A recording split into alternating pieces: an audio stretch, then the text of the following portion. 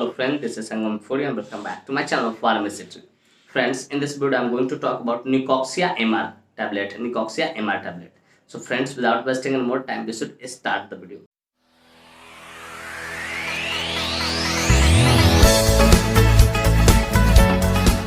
Friends, video को शुरू करने से पहले कुछ बातें मैं यहाँ पे शेयर करना चाहूँगा जो कि आपके लिए एक तरह से वार्निंग है। फ्रेंड्स, यह वीडियो सिर्फ जानकारी के उद्देश्य से बने है। इस वीडियो को देखने के बाद कोई भी मेडिसिन आप खुद से न ले, कतई सेल्फ मेडिकेशन ना करें। Friends, actually I don't support self medication at all. So before taking any medicine you must consult your doctor. कि कोई भी दवा लेने से पहले आप अपने डॉक्टर से जरूर कंसल्ट करें। तो फ्रेंड्स, चलिए वीडियो की शुरुआत करते हैं। फ्रेंड्स, आज का हमारा टॉपिक है Nicoxia MR tablet. Friends, Nicoxia MR tablet बहुत ही शानदार, बहुत ही प्रचलित मेडिसिन है जिसका इस्तेमाल मसल स्पाज्म के कारण होने वाले पेन को, दर्द को ठीक करने के लिए किया जाता है। यार किसी को मांसपेशियों में खिंचाव आ गया हो, तनाव आ गया हो, ठीक है, तो उसके कारण जो दर्द होता है उसको ठीक करने के लिए इसका इस्तेमाल किया जाता है।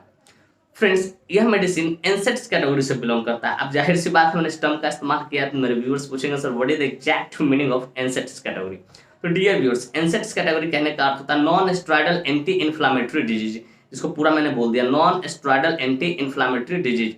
इसको किसका अर्थ होता है? एनसेट कैटेगरी का अर्थ होता है कि कोई भी वैसा मेडिसिन जिसमें नॉन स्टेरॉइडल है, स्टेरॉइडल का इस्तेमाल नहीं किया गया हो, ठीक है, वैसे मेडिसिन को हम लोग बोलते हैं एनसेट कैटेगरी का मेडिसिन बोलते हैं। एनसेट का पूरा नाम मैंने बता दिया आपको, non steroidal anti inflammatory drug या मेडिसिन कह सकते, ड्रग कह सकते हो, डिजीज नहीं ड्रग बोलते हैं। ड्रग बोलते हैं, मैंने डिजीज बोला उसके लिए सॉरी, ड्रग बोलते हैं, ठीक है, डिजीज नहीं ड्रग बोलते हैं।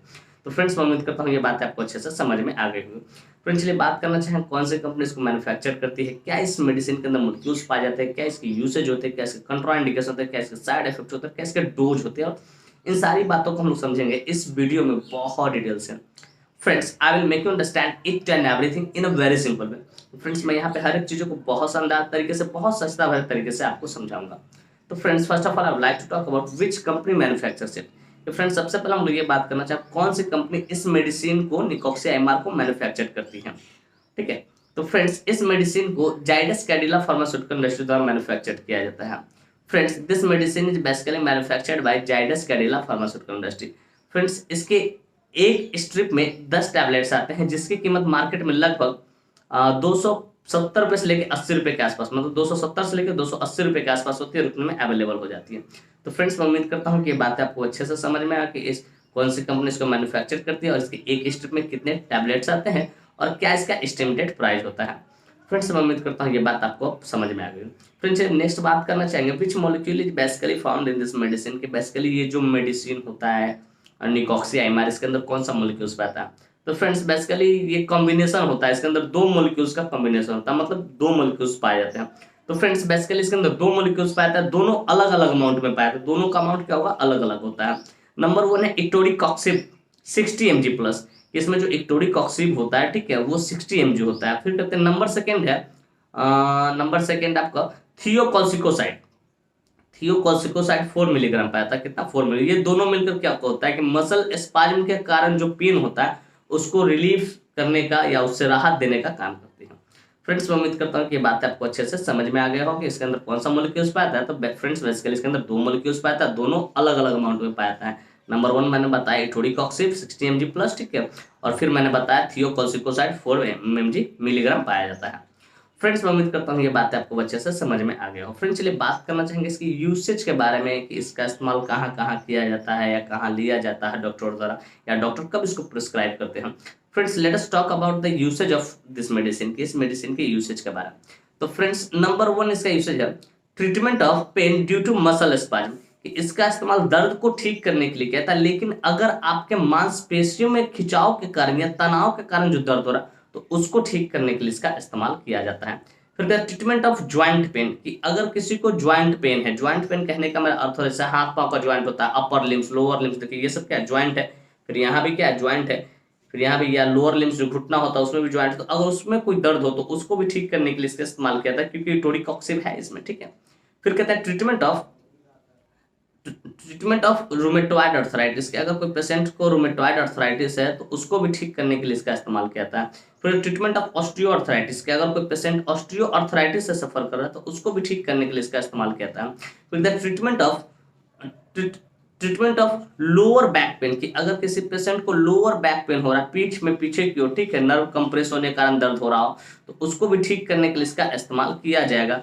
या जो लंबर डिस्क है, ठीक है, लंबर स्पाइन जिसको हम बोलते हैं, या लंबर डिस्क, उसमें उसके हड्डियों में अगर झड़ गया हो तो उसको भी ठीक करने के लिए, उसके कारण दर्द अगर हो रहा है, ठीक है, तो उसको भी ठीक करने के लिए इसका इस्तेमाल किया जाता है। फिर क्या, ट्रीटमेंट ऑफ सर्वाइकल स्पॉन्डिलाइटिस या एंकाइलोजिंग स्पॉन्डिलाइटिस भी आप कह सकते हैं, ठीक है।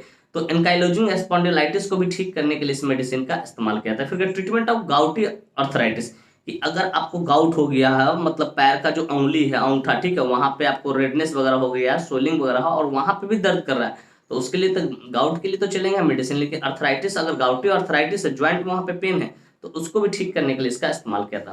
तो फ्रेंड्स बेसिकली इतना समझिए कि अगर किसी भी प्रकार का अर्थराइटिस है या लोअर बैक पेन है, ठीक है, तो उसको ठीक करने के लिए इसका इस्तेमाल किया था। या मसल स्पाज्म हो गया, मांसपेशियों में खिंचाव या तनाव, उसके कारण जो दर्द हो रहा है, तो उसको ठीक करने के लिए इसका इस्तेमाल किया था।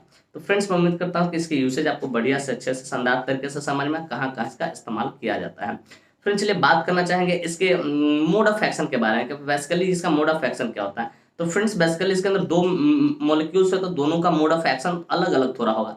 तो नंबर वन इसका इटोडिकॉक्सिब, तो थोड़ा इस बारे में बात करें। इटोडिकॉक्सिब क्या करता है, it stops the release of certain chemical messenger that sends the signal of pain, कि ये क्या करता है कि एक सर्टेन जो केमिकल मैसेंजर होता है, ठीक है, उसको क्या करता है, उसके रिलीज को, उसको रिलीज नहीं होना, उसको रोकता है, जिसके कारण हमको दर्द का एहसास नहीं हो, दर्द का एहसास होता है, उसको रोकने का ये काम करता है। कि केमिकल मैसेंजर होता है जो रिलीज होता है, जिससे हमें दर्द का एहसास, उसके रिलीजमेंट को ये क्या करेगा, रोक देगा, ठीक है, जिससे हमें दर्द का एहसास नहीं होता है। तो ये टोरिकॉक्सिब का ये मोड ऑफ एक्शन था। और इसके साथ में क्या है, थियोकॉर्टिकोसाइड, इसका मोड ऑफ एक्शन बड़ा सिंपल, ये क्या करता है, it improve the movement of muscle, कि हमारा जो मसल का जो मूवमेंट है, गति है, उसको ये क्या करता है, इंप्रूव करता है, जिससे मांसपेशी के में खिंचाव तनाव नहीं होता है, और उससे होने वाले खिंचाव तनाव के कारण होने वाले दर्द ठीक हो जाते हैं। तो फ्रेंड्स बेसिकली ये रहा इसका सिंपल मोड ऑफ एक्शन।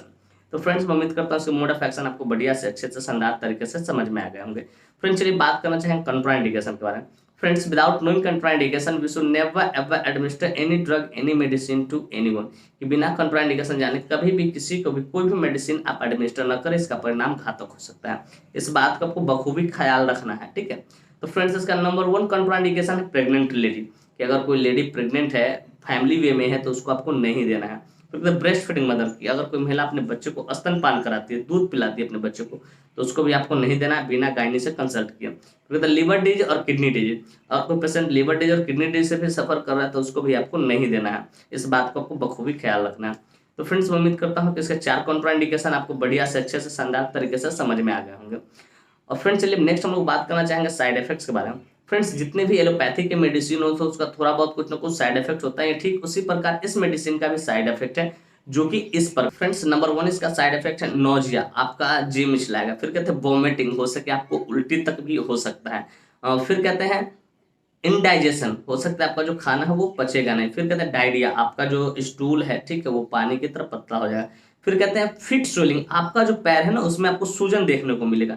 तो फ्रेंड्स बेसिकली ये 5-6 कुछ इसका साइड इफेक्ट्स है। इस तरह का कोई भी साइड इफेक्ट दिखे, नोजिया, वोमिटिंग, इंडाइजेशन, डायरिया और फिट स्वेलिंग, इस तरह का कोई भी साइड इफेक्ट दिखे, आप तुरंत अपने डॉक्टर से कंसल्ट करें, उन्हें इन्फॉर्म करके सर मुझे इस तरह की परेशानी हो रही है, हो सके इसके जगह वो दूसरे मेडिसिन को लिखेंगे। तो फ्रेंड्स मैं उम्मीद करता हूँ कि ये बात आपको अच्छे से समझ में, इसका साइड इफेक्ट्स क्या होता है। फ्रेंड्स एक और बात मुझे यहाँ पे याद आ गई, मैं आपको बता देना चाहूंगा। कभी कभी डॉक्टर जो इसका इस्तेमाल होता है, डेंटल डॉक्टर जो दांतों को उखाड़ते हैं, तो उसमें भी कभी कभी कर लेते हैं, डेंटल डॉक्टर द्वारा भी इसका इस्तेमाल किया जाता है। तो फ्रेंड्स मैं उम्मीद करता हूँ इसका साइड इफेक्ट्स भी आपको बढ़िया से अच्छे से शानदार तरीके से समझ में आ गया हो।